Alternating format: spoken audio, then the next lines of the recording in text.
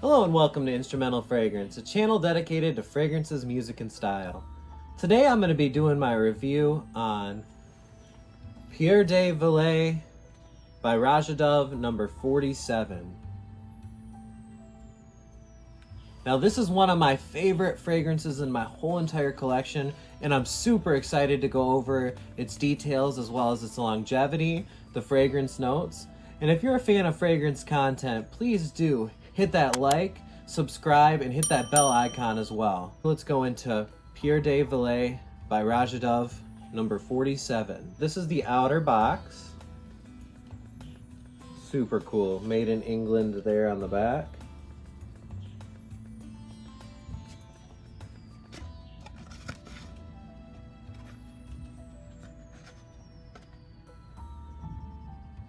PDV stands for Pierre De Velay. Now I got this bottle from the only place in the world that you can get it, and that is the Roja Dove Haute Parfumerie. Because of it only being available at the Haute Parfumerie and only available to be ordered from there, it is one of the rarest perfumes in the world, they're claiming. And I got my box and my bottle signed by Roja Dove himself. Look at that beautiful signature. Beautiful box. Look at the wooden box with the lacquer, metal hinges, and a nice soft plush bottom. You reveal your fragrance here. Nice dark ambery color. Bottle signed as well.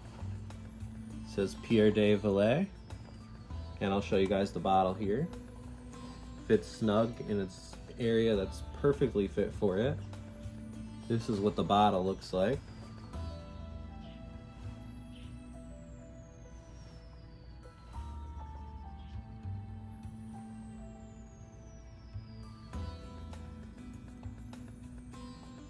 Now Roja has a beautiful write-up on this fragrance, and it does it justice, as well as kind of states the type of fragrance it is. It is a masculine fragrance. It has that vintage feel.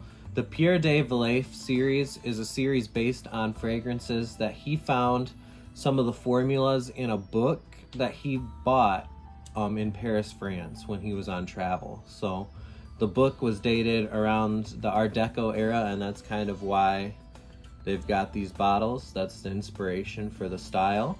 Now they do have a new fragrance coming out, and that was kind of the inspiration of me wanting to get a review on one of my favorites from the whole entire house, because they have a new one coming out. I got a review that's gonna come in the future on more of these, but I'm definitely interested in it. The new one has caramel, it has chocolate, it's gonna be a gourmand fragrance, and there's gonna be even more details. You can go down to the link below to their Instagram that I'll leave, so you can see more details on the new Pierre De Velay that's gonna be coming out later this year. But I'm super excited for that. I love every fragrance from this line that I've smelled, and I've smelled quite a bit. I do have samples of quite a bit of them, so they do give you samples when you purchase and stuff, which really makes it helpful to learn more about the line and figure out which ones on skin work best for you. This is definitely an expensive purchase, but it's well worth it, and I think personally that this was a great purchase. I got this on a discount special where you got two of them, and the two of them happened to be my favorite ones. It was 47 and 56 together, and you got a good discount on it.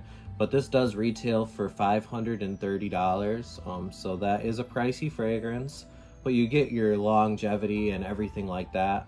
I'll go further into that after I go over the fragrance notes and let you guys know what Roja himself said about the fragrance. So he says, with amber at its heart, this is a fragrance that is untamed and powerful, as the amber wraps around notes of leather, delivering a universal message of strength and confidence. Now this is a traditional Russian leather type scent. To me, the only thing I've kind of smelled kind of like it was Pierre de Vellay's Parfum extract. And even this smells way nicer than that. Not to be rude to Chanel or anything. I would love to try a vintage batch of Pierre de Velay. I'm sure that's phenomenal fragrance. Let me know down in the comments below if you've smelled Pierre De Velay 47. But without further ado, I'll go over the fragrance notes, and then I'll smell the fragrance and let you guys know what I get. Top notes are lemon, bergamot, clary sage. Heart notes of jasmine, ylang ylang, mayflower, and violet. Base notes of violet leaves, cloves, saffron, patchouli, oak moss, cedarwood, guaiac wood, sandalwood, tolu balsam, vanilla, tonka bean, orris sur cedra, birch, labdanum, amberome absolute, castoreum, civet, and musk. So let's share a couple sprays of Pierre De Velay 47, and I'll go over the fragrance more and tell you kind of the best seasons to wear it, its longevity, and a little bit more about the fragrance. But just so you guys know, this is like a collector's item to me, having a signed bottle from Roja Dove. I'm waiting to spray that bottle once I finish all the samples of this that I got. I've bought so many fragrances from Pierre De Velay or from Roja Dove from the line that I have a lot of these samples. So I'll spray this sample on the card here and go over what it smells like for you. But when you do get the samples, they do look like this. It says like RDHP for Roja Dove Haute Parfumerie on there. PDV 47 in the little writing. So let's go ahead and share a couple sprays for you guys.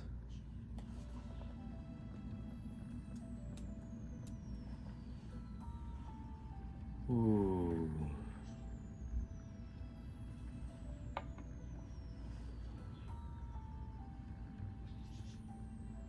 It's tranquil to me, this fragrance is. It's beautiful. The Mayflower and the violet add ozonic touches. The leather's prominent with the amber in this fragrance. And it's got that classic animalic touch. So you have to like classic fragrances to really like the Pierre De Velay line. Man, if I could take you back to the very first time when I first tried this fragrance, this blew my mind. And still to this day, it's a 10 out of 10 fragrance for me. It's a perfect fragrance. I love the animalic notes in this fragrance. It adds a sensualness to it. The castoreum and the civet in the background.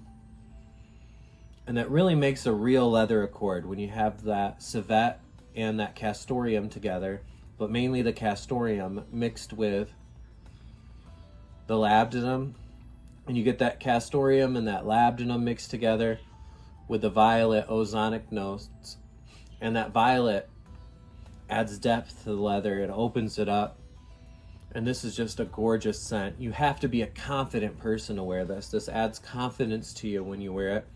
It's like wearing a leather jacket or wearing something in the winter. It's adding to your personality, and this is what fragrances should be. This is doing fragrances to the top of the level. As far as longevity, I get about 24 hours on my skin, but it's more of a skin scent after about 10 hours to 8 hours. So the projection kind of dies down, but you wake up the next morning, you'll still have remnants of this on your skin. And it has depth to it. It changes throughout. There's a nuttiness to it. There's a creaminess to it. The creaminess from the sandalwood in here adds depth and character.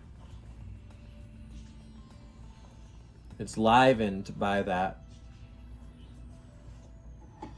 by the citruses. It's definitely unisex, but it definitely leans masculine.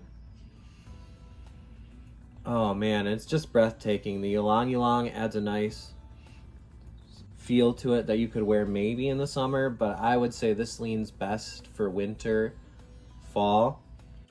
That's when I'm gonna wear it the most. The clary sage comes out in the beginning and it's very tranquil. It's definitely transportive. Sage is very meditative, and you do get a lot of sage in this fragrance. Wow. It does have that orris cedrat, which makes it kind of like a powdery feel a little bit. So you do get a little bit of a powdery feel, but there's also balsams in this to balance that out. A touch of clove, but the saffron, the castoreum, that birch work together to make a beautiful leather accord with that violet. And it's not the violet that you would get in like Dior Fahrenheit, but it gives you that masculine energy of something vintage, something from the 70s or 80s. And there's really nothing on the market like this anymore. Definitely one of my favorite fragrances, and every time I smell it, I just keep smelling it over and over and over again. As you can see, the tester strip just can't stop leaving my nose. So,